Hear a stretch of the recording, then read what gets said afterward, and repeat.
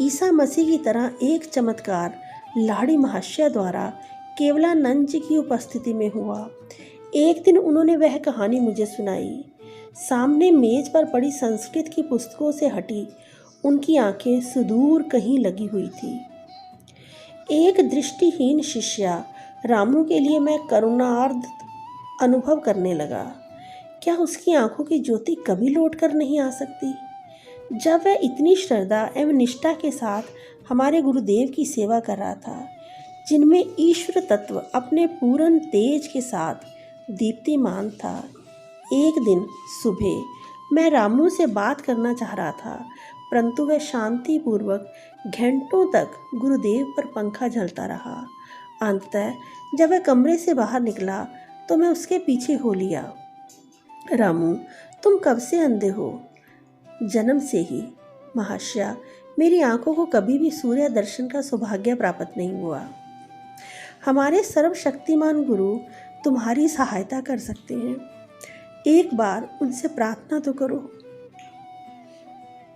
अगले दिन रामू कुछ संकोच पूर्वक लाड़ी महाशय की सेवा में उपस्थित हुआ, किंतु अपने अतुल आध्यात्मिक ऐश्वर्य में शारीरिक संपदा को जोड़ने का अनुरोध करना उसे लगभग लज्जास्पद लग रहा था।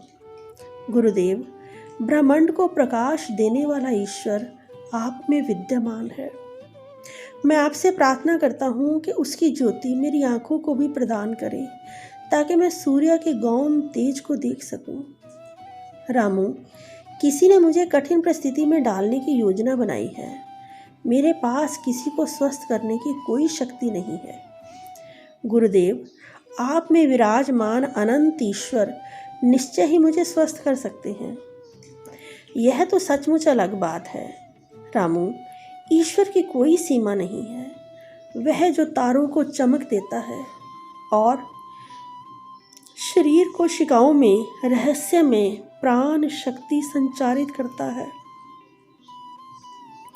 निश्चय ही वह तुम्हारे नेत्रों को भी ज्योति प्रदान कर सकता है। तत्पश्चात गुरुदेव ने रामू के माथे पर दोनों बाहों के बीच में स्पर्श किया। अपने मन को यहाँ केंद्रित रखो और 7 दिनों तक बारंबार राम नाम का जप करो। सूर्य का वैभव तुम्हारे लिए विशेष उषा काल का दृश्य प्रस्तुत करेगा। और 1 सप्ताह में ठीक ऐसा ही हुआ। रामू ने प्रकृति के सुंदर रूप को प्रथम बार देखा। सर्वज्ञ गुरुदेव ने अपने शिष्य को राम नाम जपने का आदेश दिया, क्योंकि राम ही उनके इष्ट देवता थे। रामू के विश्वास ने भक्ति से जोती हुई जमीन का काम किया, जिसमें गुरुदेव का स्थायी रूप से स्वस्थ कर देने वाला शक्तिशाली बीज अंकुरित हो गया।